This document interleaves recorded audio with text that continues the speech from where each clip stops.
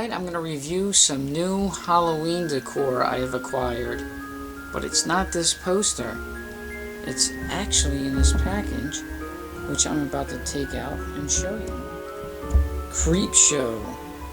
So recently, while searching on eBay for Creepshow merchandise, I came across these. Now, I've always loved Creepshow the movie, but in the following years I've become more obsessed with it. So when I saw these, I had to get them. And there's 4 pieces in here. I'll go over all 4 of them. But they're in the style of the early 80s die-cut Halloween decorations. So when you see these, you'll get instant nostalgia, and you'll know what I'm talking about. Here's the first one. This is the Father's Day piece, and this is what I was talking about, the early 80s Halloween decorations. It's a very thin cardboard with they have more of like a orange yellowish tone, but this one has some contrast. I mean, look how cool that looks with the orange and then that blue decapitated head of a corpse. I mean, this is great. I love stuff like this. So check out some of these details. I mean, this is such a great idea that they made retro style or vintage style Halloween decorations with the movies that were out at the time but never got the chance to have merchandise like this. This was one of the better short movies from this anthology. This being the first, it was pretty good. The next wall decor piece is from the movie Something to Tide You Over. And just for comparison, the first piece is about 15 to 20 inches tall, and this one's more long. This one's the same length almost, well, definitely longer. So this has a great still from the movie where they come back from being deceased in the ocean, and look at this. The wounds in the head from the gun, and the real pruning of the skin. Almost also like tree bark now I think about it, but there's seaweed in there. Look at the lighting on his fingers and his arm, that's so cool. Really depressing, actually, now that I think about it, this movie, this short movie. Leslie Nielsen was great in it too, by the way. I mean, super serious. I'm sure I've seen, like everybody else, I saw Naked Gun first, then I saw Creepshow later. So to see him in such a serious, scary role was kind of cool. And the best part about this movie, there's no doubt, is Leslie Nielsen's crib in this movie. I mean, just check out this house. If you watch the movie, just pause a lot and look at it. There's like plants everywhere, which I guess are foreshadowing like the seaweed and stuff. Also, there's a lot of aquariums too.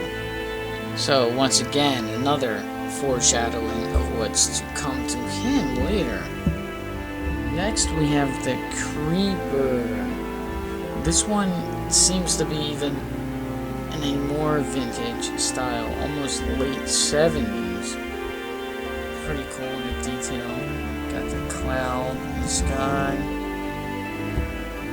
leaves blowing around them. Very spooky, Halloween. He's inviting you in.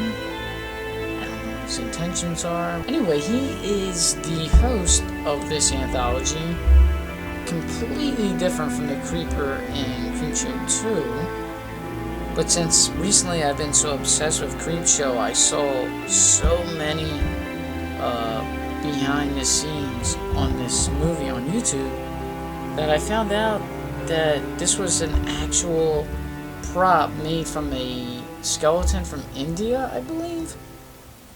But the thing is, I've seen so many new horror movies, but nothing comes close to the practical effects and animatronics of this guy in the movie.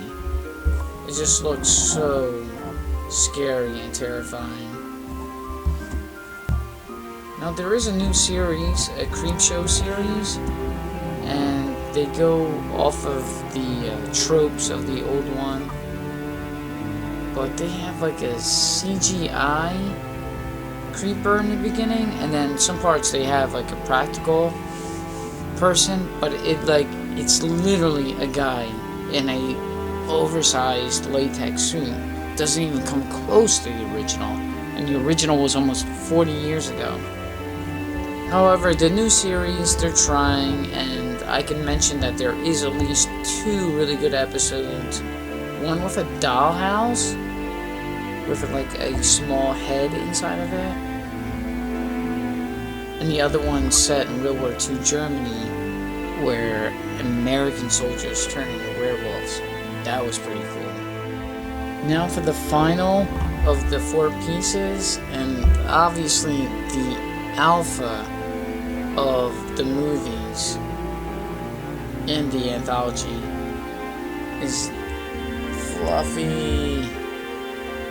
Now this movie is called The Crate, and Fluffy is a creation from Tom Savini, and he's like the mixture of an ape,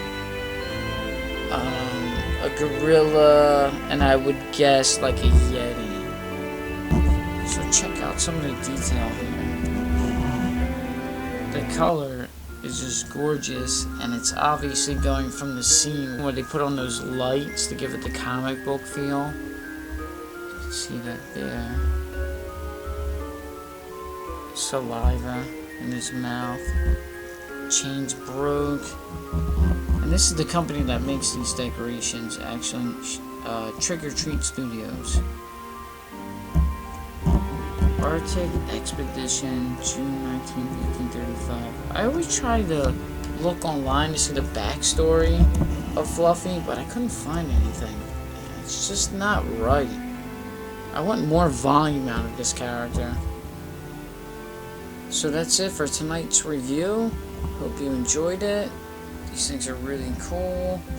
Like I said, they have the same vintage style for other fan favorite horror movies like Halloween, Freddy, and Friday the 13th. So thanks for watching, and have a good night. Thank you for watching. Please subscribe.